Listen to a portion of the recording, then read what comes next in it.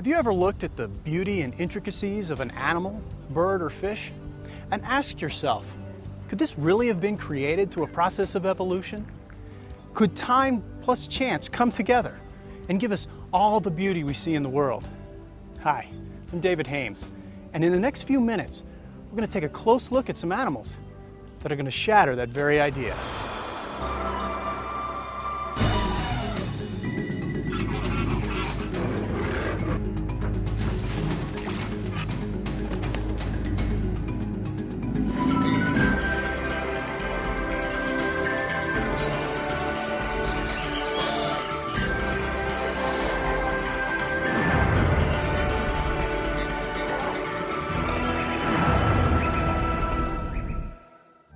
I want to introduce you to Dr. Job Martin. Dr. Martin has had a very interesting background. He's been a college professor and a dentist. He even served on the dental crew for President Johnson's Air Force One and the presidential fleet. But for the past 20 years, Dr. Martin has been lecturing students on incredible creatures that defy evolution. But it wasn't always this way. Dr. Martin, out of a scientific and medical background, once believed in the theory of evolution. Evolution, as I was taught, it all started with a thing called the Big Bang. They say this Big Bang went kaboom and shot out hydrogen gas mostly, and the gas somehow turned to dust, and the dust condensed down into planet Earth. The evolutionists say it started dry, and then over millions of years, volcanic activity produced the water, and then in some little pond of this water somewhere on planet Earth, these inorganic chemicals got together and they were zapped by some kind of X-ray or something else, and all of a sudden you have this little speck of life. And they say that was about 3.5 billion years ago. And then that little speck of life somehow, over about 3 billion years, became the first cell, which was somewhere around 600 million years ago. And then that progressively became beautiful you. Dr. Martin's traditional scientific background would go through an evolution, rather a revolution, as he joined the staff as a professor at Baylor Dental College. This was the beginning of the evolution of a creationist. And so in the fall of 1971, I went to Baylor in Dallas and gave my first lecture. It was on the evolution of the tooth. And I talked about how these fish scales gradually migrated into the mouth and became teeth. And a couple of my students came to me after class that day and said, Dr. Martin, have you ever investigated the claims of creation science?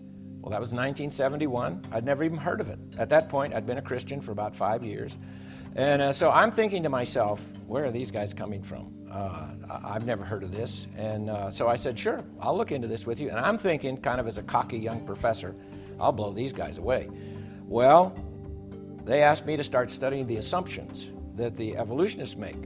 And in all my years, 8 years of scientific education, I had never had a single professor tell me about an assumption. And so we started looking at the assumptions, and I began to realize they're making some claims here that really the assumptions aren't valid when they tell us rocks are very old and all these kinds of things. And then they asked me to start studying some animals and see if I thought that animal could evolve. Well, the first thing that we really studied together was this little bug called a bombardier beetle. And this little insect, it's about a ½ inch long, and it mixes chemicals that explode. So I began to think, okay, now how would that evolve? Let's say if evolution is true, and you're evolving along here, and you don't have a defense mechanism, because that is the defense mechanism of the bug. So if evolution is true, it had to somehow evolve that. So let's say it's coming along here. Well, the first time it evolves the explosion, what does it do to the bug? Boom, you just splattered your bug, okay? So splattered bug pieces don't evolve. So I thought, how could this have happened? Well, it doesn't blow itself up. It has another little factory inside itself that manufactures chemicals. A chemical acts as a catalyst so that when you squirt that chemical in with these other chemicals that are like in neutral, you get your explosion. Well, the first time it manufactured that little chemical, here it goes again, blew itself up again. But it doesn't. Why? Well, because it has like an asbestos-lined firing chamber. And even then it would blow itself up if it didn't have somewhere for the explosion to go. So it has like twin tail tubes. And it can aim these tail tubes all the way up, out the side, out the front. Let's say a spider is coming up toward its side and it doesn't have time to turn around and shoot. It can just take its little gun turret and aim it out there and shoot. The explosion on this little bug, all you hear, if you're listening as a human, you hear this pop. But scientists have now put that explosion in slow motion. And it's like about 1,000 sequential little explosions, but they're so fast, all we hear is one pop. And so you think, well, now, why would that be? Well, that was a curious thing for the scientists that study this little bug. A lot of them are at Cornell University, some other places. And what they discovered was that if it was just one big pop, the little bug, if he's shooting like a spider, let's say over here, and he goes bang and shoots it, he's going to pop himself right out of there. It's like lighting a burner on a jet engine, so he's out of there. But as long as it is a sequential explosion with his little legs, he can hang on. How would evolution explain a sequential explosion? This little bug messes with all the theories of evolution. There is no way a slow, gradual process is going to produce this bug. There's no way even the newest theories of evolution, like punctuated equilibria, which means evolution happens very fast. Well, there's no way that will explain this little bug. I began to realize, how could this particular little animal, for instance, evolve? It needed all of its parts. It needed everything there all at once, or you just don't have the animal. And my stomach started to churn, if I really want to be honest. And my wife would tell you, my stomach churned for 5 years. It took a 5-year struggle for me to begin to flip the way I think, from thinking in an evolutionary way to thinking in more this animal or little creature, little bug, whatever, was created fully formed, just like it is, because that went against everything I'd ever learned. Did you know the world's strongest animal is actually the beetle? In fact, in one test, the rhinoceros beetle carried over 850 times its own weight on its back. That would be like me trying to carry 130,000 pounds. I don't think so. Now let's take a look at the world's tallest animal. The bull giraffe is about 18 feet tall. In order to get blood up that long, skinny neck against gravity, the bull giraffe has to have a powerful pump, and that's his heart. And the heart of a bull giraffe can be as much as 2.5 feet long. Big, powerful pump. Now, as he's going along here, living his life, everything's just fine, but all of a sudden, this 18-foot tall creature decides, I need a drink of water. So he bends his head down to get a drink of water. Now we have a problem. Because now this powerful pump, instead of pumping against gravity, is pumping with gravity. And so the heart gives a mighty squeeze, and the blood shoots down his neck, hits his brain, and bursts his brain. And so now he just blew his brains out, okay? So he's dying, and he must be thinking to himself, I need to evolve something here to take care of my problem. When I get a drink of water, I blow my brains out. Of course, we know dead creatures don't evolve. But he doesn't blow his brains out, because as he bends his head down, there are like little spigots in his artery that goes up the neck, little valves, and they close. But the last pump is beyond the last valve. And so it's enough to burst the little arterioles in his brain, but it doesn't go into his brain. The last pump kind of goes whoop underneath the brain into like a sponge. And this sponge just gently expands, and he hasn't blown his brains out, and he gets his drink of water, and now he sees a zebra kind of running up from this side, and he just ignores it. But he sees a lion coming up from this side. Oh, the lion wants to eat me. I got to get out of here. Now, how does he know the difference, by the way? Evolutionists can't explain that to us. But the fact is, here comes this lion. He's going to eat the giraffe. And so the giraffe jumps up. He runs about 5 steps, passes out. Not enough oxygen to his brain.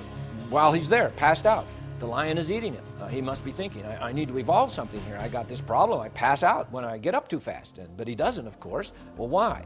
Well, because God made him so that when he begins to bring his head up, the little spigots, the little valves in the artery open. The sponge under the brain gently squeezes that last little pump of oxygenated blood up into his brain. There are little valves in the vein that goes down the neck. They close. And by the time he's up and running, everything is fine. His blood pressure is fine, and he does just fine. Well, how would that evolve? He needs all of those parts, all there, all at the same time, all at once, or he's dead. And so I think the giraffe is another example of a designer. He needed a designer to design him just like he is. The tallest giraffe known was named George. He resided at the Chester Zoo in England. George was 20 feet tall to the tips of his horns, which are actually called ossicones. Here's another interesting giraffe fact. Giraffes have no vocal cords. Now here's a bird you'll see around your house, but after taking a closer look at it, you might find it unbelievable. The woodpecker is a very special little bird.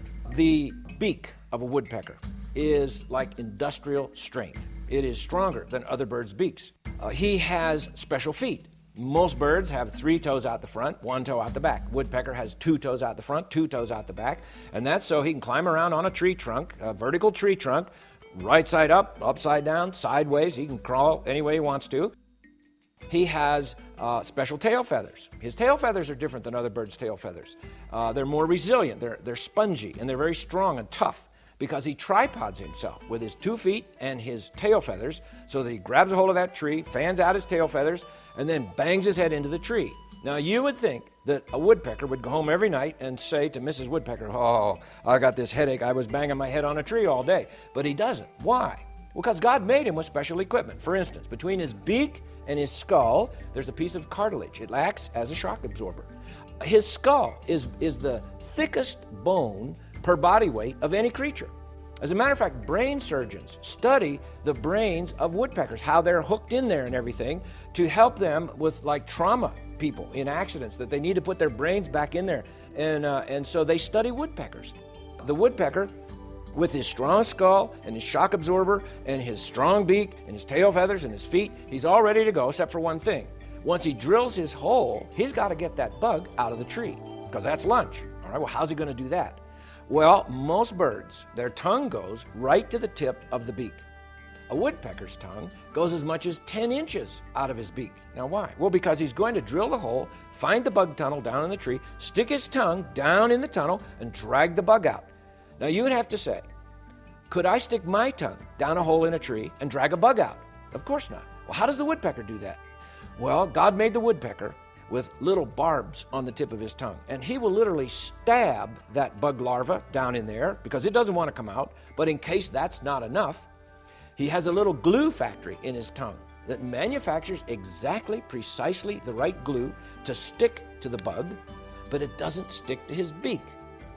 And so he pulls that bug into his mouth. Now we have a problem, if evolution is true. Let's say over hundreds of thousands of years, this woodpecker got all this equipment, and then he glues his tongue to a bug, and he swallows the bug. What just happened to his tongue? He just swallowed his tongue. You know, he dies, he just strangled himself, okay? But he doesn't. Why? Well, because as he brings the bug into his mouth, he has another little factory that manufactures the solvent to dissolve the glue. So he dissolves the glue, loosens up the bug, swallows the bug. God made him that way. Woodpeckers, when they peck, they open their eyes between each peck, and they aim their beak, they focus, they aim their beak, they close their eyes, and then they hit the tree. So you hear a woodpecker out there, he's going, drr, drr.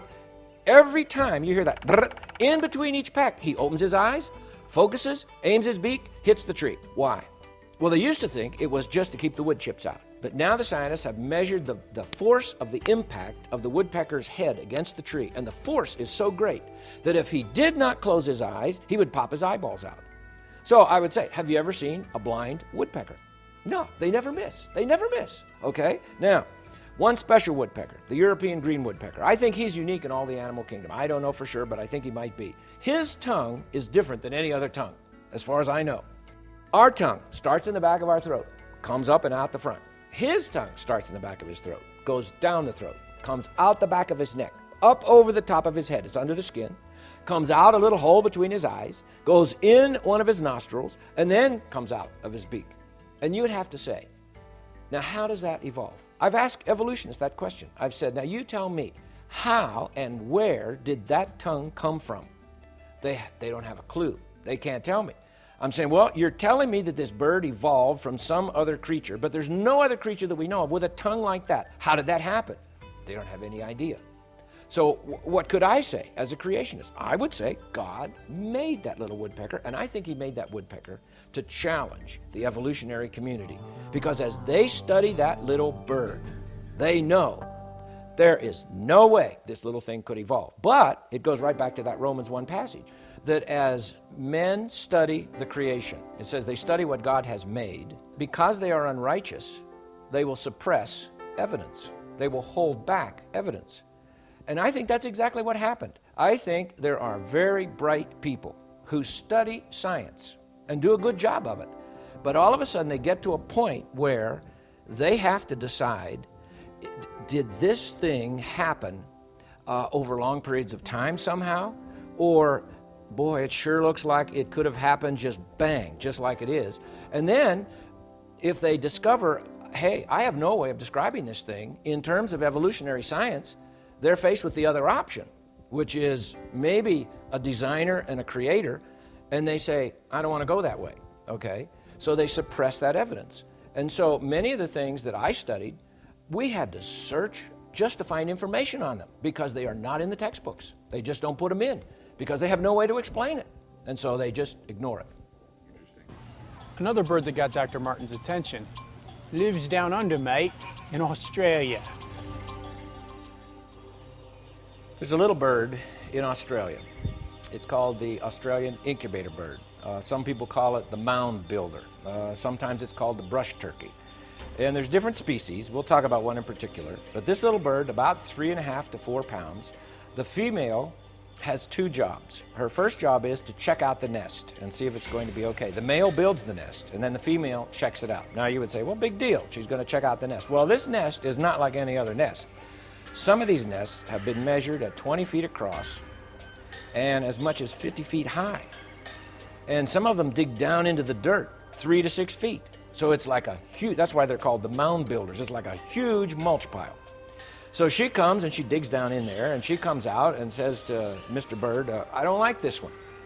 And so he says, okay, hang on for a couple months, I'll build you another one. Okay, so he builds her another one. Let's say she likes this one. Now she goes to job number 2.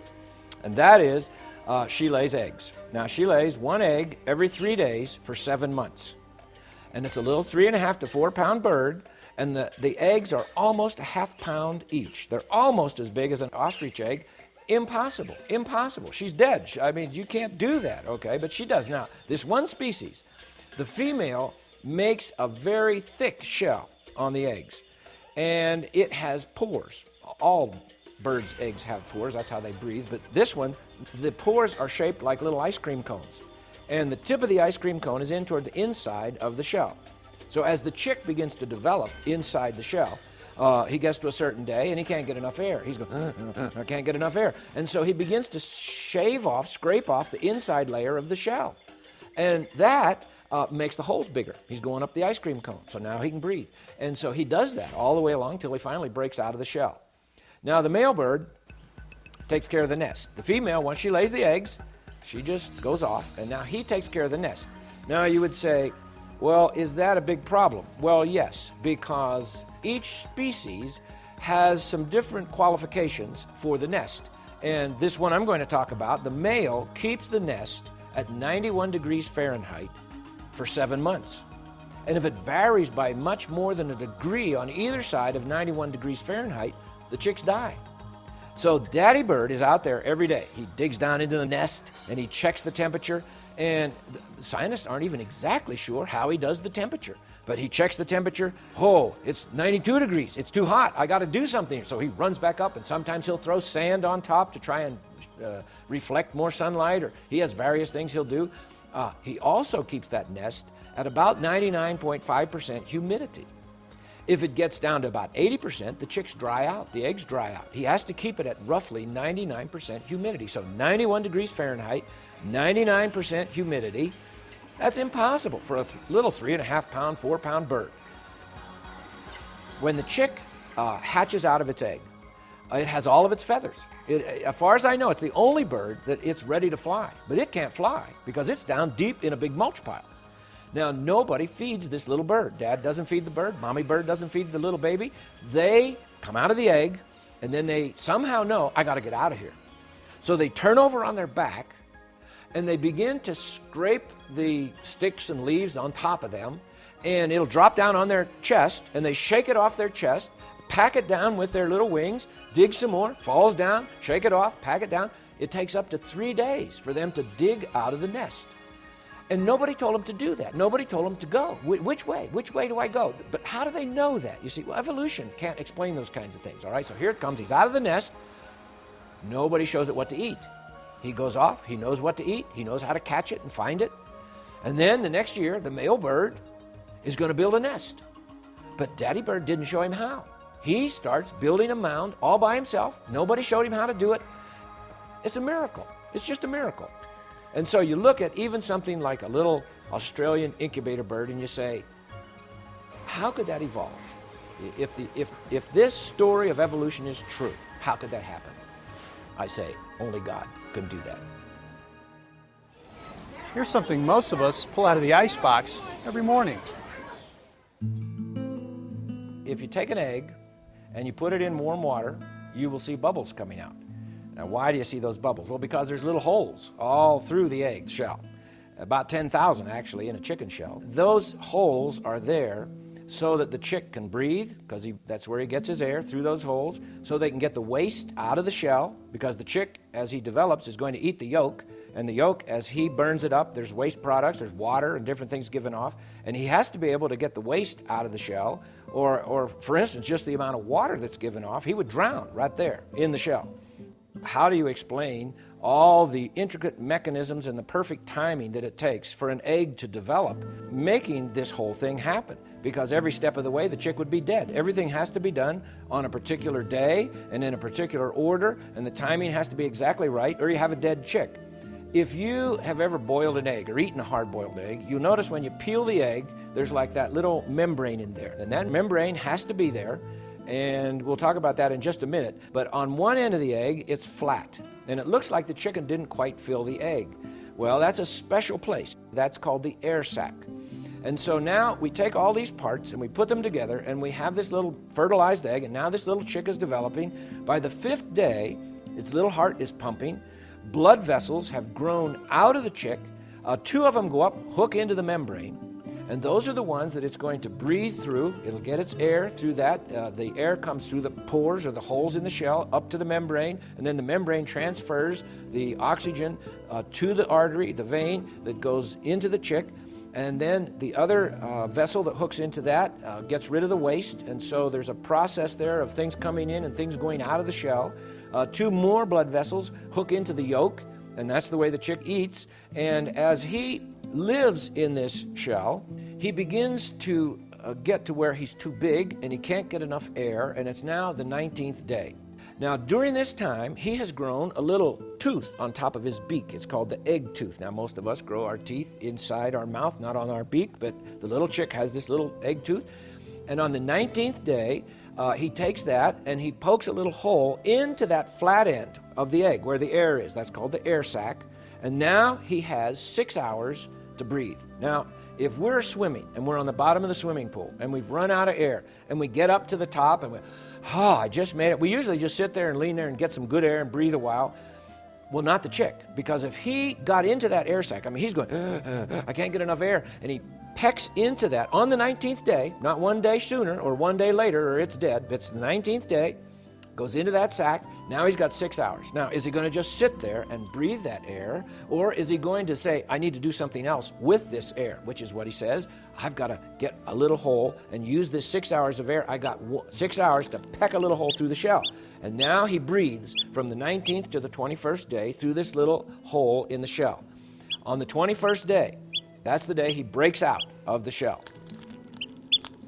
Now, in the meantime, the systems that hook into the membrane and the systems that hook into the yolk, all of those little vessels, they begin to disattach or deattach themselves.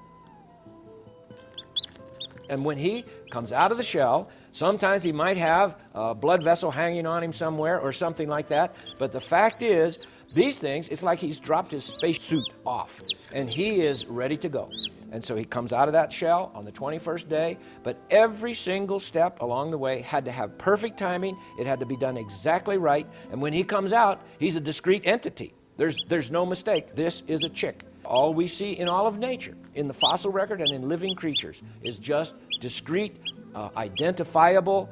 We can label them. That's a cow. That's a chicken. And so I think that's more evidence that God made everything, including little chicks, just exactly like they are. Wow. Breakfast is not going to look the same.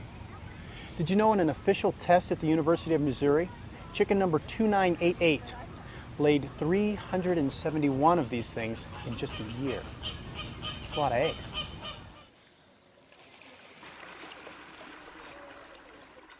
You know, there are animals that breathe air. However, they seem more at home in the water. Take the beaver, for instance.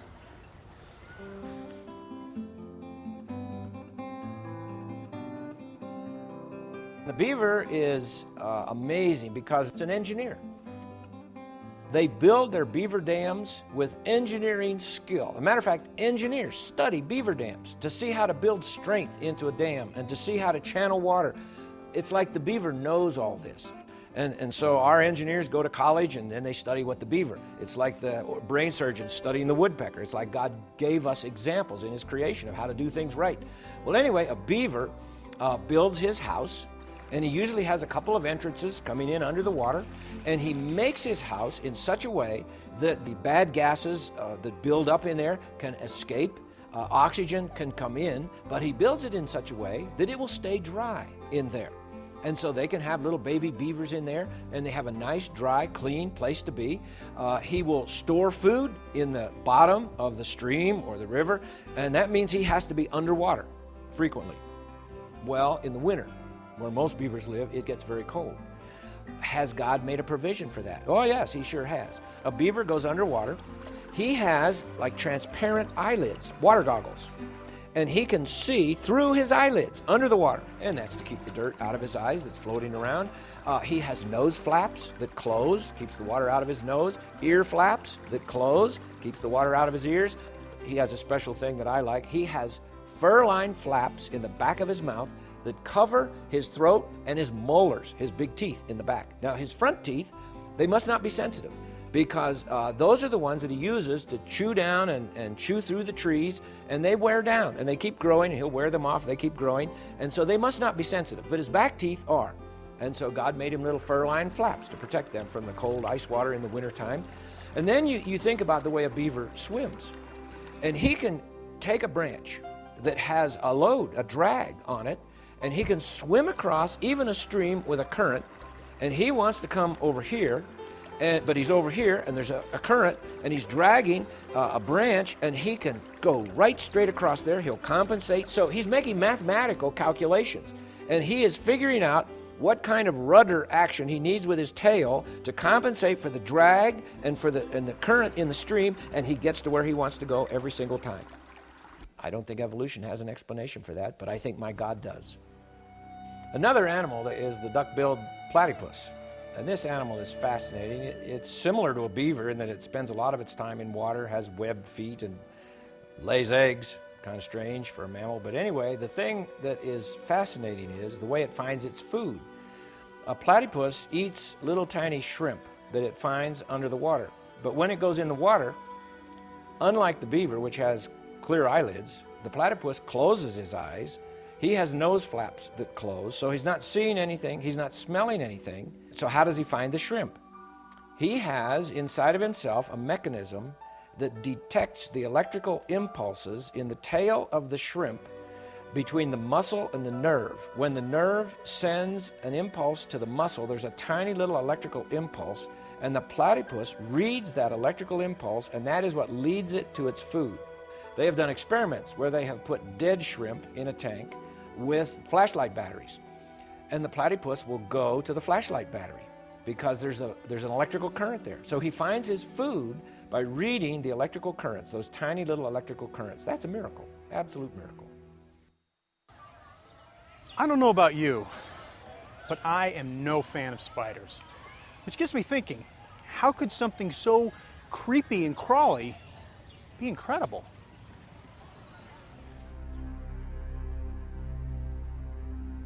There's a spider that we have down in Texas, and it's other places around the United States, called the black and yellow garden spider. Some people call it the zipper spider, because in the middle of its web, it always makes a little characteristic mark. It's like a little zipper of floss that it makes. And this spider is just amazing. We raised some of these spiders. We don't raise them, they just grow there at our house. And so we watch them, and we feed them things like grasshoppers and crickets. And they have 7 different kinds of webbing that they make. They make a certain kind of webbing that is not sticky. And that is what they will run out on their web to catch a little bug. They have another kind of webbing that is sticky, that catches the bugs. And these webs are not small. A garden spider, a full-grown female spider, probably has a web about 2 feet across. She's going to be, about 2.5 inches across. And they'll do interesting things. If you get up very close to them, when they're just quietly sitting there on their web, sometimes they will start making their web shake like a trampoline. It'll come out at you. And they're saying, get away from me, I don't want you near me. But then when they catch a bug, they'll run out and they'll catch this bug, and they shoot sheets of webbing, and they'll spin that bug around and shoot sheets out, not just little fine strands.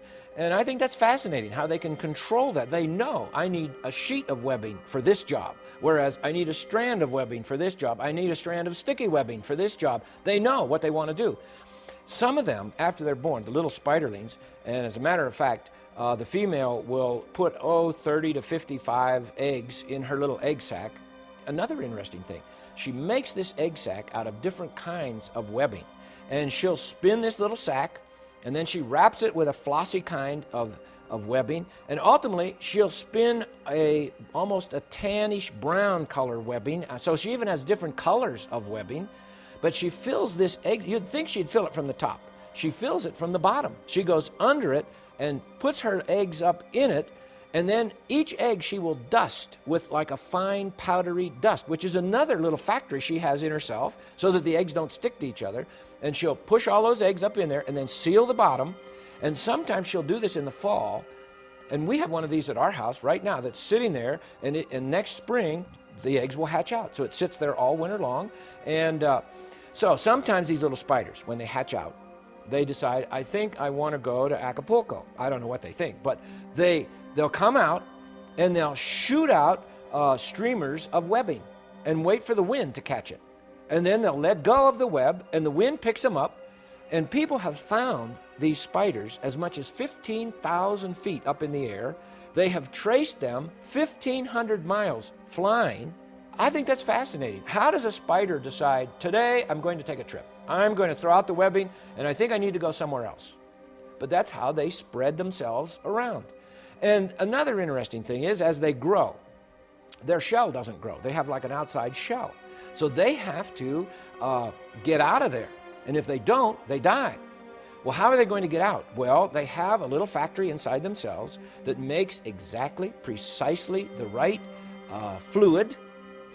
It's called molting fluid, so that they can, on a certain day, they squirt this molting fluid in a certain place on their shell. Has to be the right place, and it dissolves the shell and makes like a little trap door.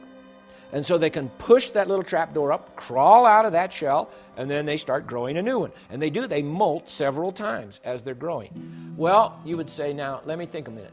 If evolution is true, how would a spider be able to develop this little factory to make the molting fluid so that it can dissolve the shell? So it has to be the right fluid, so it will be the right thing to dissolve the shell, but it has to dissolve it in the right place or it still can't get out. And all of that has to happen on exactly the right day, or the spider dies inside the shell.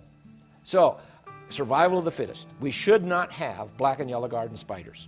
Now, some people see those big spiders and they like to squash them. And I say, let those little things live. They eat other harmful bugs and different kinds of things, and they're a pretty spider, and they're fun to watch. And so God has made His creatures and His creation so that we will study it, and study it carefully. And then the whole idea is, as we study it, we will give Him thanks and give Him glory. And I think that's how we ought to study the things that God has made. Maybe spiders aren't so bad after all. How come I didn't learn any of this in school? I have some more studying to do. Down in southwest United States of America, we have different kinds of lizards, and a couple of those are very interesting. One of them, called the gecko lizard, has some very special characteristics. Its feet. Now, if you have a little pet gecko lizard, and they're friendly little things, you can watch that. It'll run right across your ceiling. You could have a ceiling made of glass, and it'll just run right across the ceiling. It doesn't fall off. Gravity does not pull it off. And so the scientists, for many years, they just didn't know what makes that lizard be able to stick like it does. So they took its feet, which are a special kind of feet, and they magnified the feet. And they discovered on these feet there are like little hairs, little tufts of hairs. And so they thought, well, that's not enough. And that was with 2,000 magnifications. And they said, well, that's not enough. There's something else here. So they put it under phase electron microscope, these little hairs, and they kept magnifying them and magnifying them. They got up to 35,000 magnifications, and all of a sudden, there was the answer. All over these little hairs are tiny little suction cups. But you have to magnify them 35,000 times just to see the suction cup.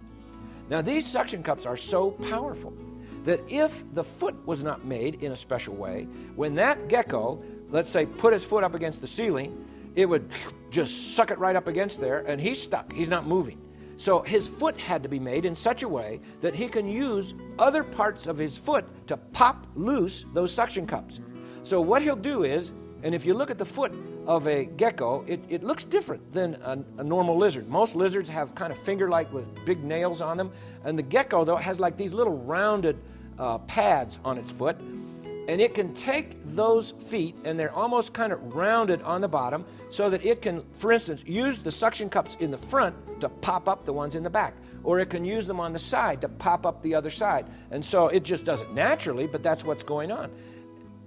How would a lizard evolve little 35,000 times it takes to see the magnifications? How would it evolve that? And why would it evolve that?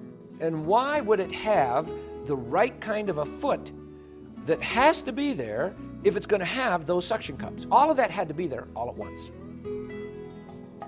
And then we have this other lizard. He's called the Chuckawalla lizard. And he has really three different distinctives that make him special. One of them is he has almost like a blanket across his back of skin.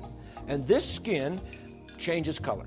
He'll start out in the morning and it'll be dark. And that means it absorbs more sunlight because he's a cold-blooded animal and he needs to be able to get his blood warmed up so he can run away from his enemies and things. And so it'll warm him up. But later on in the afternoon, in the desert, when the sun is really hot, it turns a light beige color and it reflects the sun so that his blood doesn't boil. Now he has a defense mechanism. Let's say a coyote wants to eat one of these little lizards, and they do try to eat these lizards.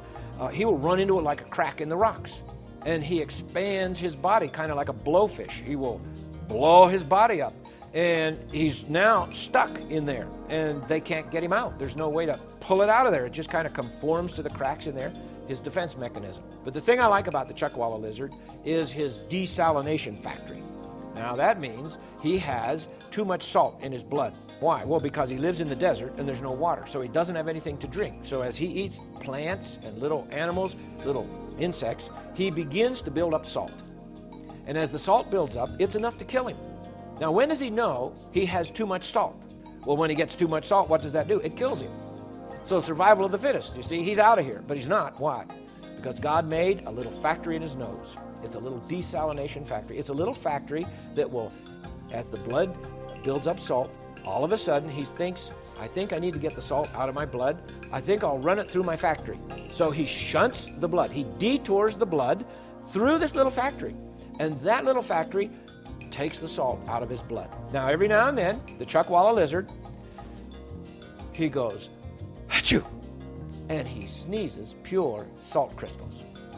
Now, I think you could take a Chuckawalla lizard, put him on your dining room table, and say, okay, Chuck, we need a little salt here. And there you go. We've got pure salt from a lizard's sneezes. I think that's incredible. He is another one of the incredible creatures that our Lord has made. What's the most complex creature? Has to be you and me. But how did we get here? Are we distant cousins to the apes? Or were we designed by a creator? And if so, is the Bible's account of creation actually possible? If we look at the Genesis account of God's creation of man, he says he made man fully mature. Adam, when we first meet him, full grown man, only 1 minute old. It says he took a rib and made Eve. Now some Christian people say, I can have evolution, I can have the Bible. Well, now we have a problem. Are there any evolutionists that teach that women evolved from ribs? Well, of course not. But that's what the Bible says. It says God took a rib and made Eve. Now, when Adam wakes up from his anesthetic and sees Eve, she's full grown. She's 2 seconds old, but she's full grown. If we believe the biblical account, We have to believe God will create full-grown creatures, of which man is one of those creatures. I might add, can our Creator do that kind of thing? The Bible tells us in 3 places Jesus is the Creator. Colossians 1, Hebrews 1, John 1. So Jesus is the Creator. Well, then He created man full-grown, had the appearance of age. He was fully mature. Woman, full-grown, fully mature. Trees, full-grown. Peaches on them. Eve could have eaten a peach. Adam, how long does it take to grow a peach like that? 3 days, Eve. Well, that can't be. Yes, God made the tree with the ripe fruit 3 days ago. If we're going to believe the creation account, as Genesis puts it, we have to believe that. Now, did Jesus the Creator have the ability to do that? Well, what are His miracles? His first miracle, John 2, turns water into wine. He used 6 water pots, it says in John chapter 2, and when the head waiter tasted that water, he said, well, this is the best wine. Well, how do you make good wine? Well, you have to age it. Well, how old is it? 1 minute old. How many water pots? 6. How many days in the creation week? 6. Creation with the appearance of age in Genesis 1. Creation of wine with the appearance of age in John chapter 2. I don't think that's an accident. Now, how did He make man? Well, let's just think about our ear. First of all, you look at a human ear and you think, that's a strange thing. I mean, we have these things that are here and then you look at the animals and they all have ears. And yet not all animals do. Many animals hear without ears, but we have ears. Now, the human eardrum is just a marvel. It moves such a small amount that you really can't measure it. Some scientists have said the movement of the eardrum with the different sounds hitting it is about the same as 1/100th the width of a hydrogen molecule. That's one of the smallest molecules. So that little teeny bit of movement can tell the difference between a trumpet, a bass drum, your mother telling you to go make your bed, your daddy telling you you can't have the car tonight because you didn't get in on time last night. And that little bit of movement differentiates between all those different sounds and then goes right into our brain, and our brain tells us, this is mama talking, this is daddy speaking, this is the symphony orchestra, and we can hear music. We can hear someone say, I love you, which we all love to hear. How? With just not even the width of a hydrogen molecule of movement. That's a miracle. That's a miracle. And that's right there inside of our head. Our eye, same kind of a thing. I mean, scientists have not been able to duplicate what our eye does. They cannot make a lens on a camera, and I imagine photographers would like to have a lens like that it sees clearly far away, it sees clearly up close. If we're talking a good eye, not one that has pathology or it needs glasses. The eye is constantly, it's like this. It's vibrating all the time. And yet the images that we see, they aren't doing this. They are steady. Well, how does that happen? Well, it's the way God put the whole eye together with the various muscles that are in there and the ways that it contacts through your ophthalmic nerve and goes to your brain, and we see things and the image is flipped, and they've done experiments where they put glasses on people and they flip everything upside down, and within 2 weeks' time a person with those kind of glasses can drive a car, and his brain is compensated for all that. And you think of just the way the human body works. How would that evolve? Now, when we think about this, we've looked at quite a few creatures, and you look at those things and you start to think, how could that be? Is that the result of an impersonal, chance, random process? Or could it be there's actually a designer, some power that had the genius to design all of these little things so that they actually work? And every part works with all the other parts. And it all comes out with these marvelous creatures that defy evolution in every single way. I think it proves that there is a designer. And I think I know his name. And I think he wants to have a relationship with each one of us. And I think he's penetrated his time and his space in the person of his Son, the Lord Jesus Christ, who is the designer and the maker, who has the power and has the genius to do all of this. Well, there you have it. Animals are a lot more complex and interesting than I realized. Dr. Martin has a point. The next time you look at all this beauty, realize that this is no accident. If you want to learn more about these incredible creatures, check out our website at explorationfilms.com. That's explorationfilms.com. And you might want to pick up Dr. Martin's book, The Evolution of a Creationist, which this video was based on. I'm David Hames, and until next time, thanks for watching.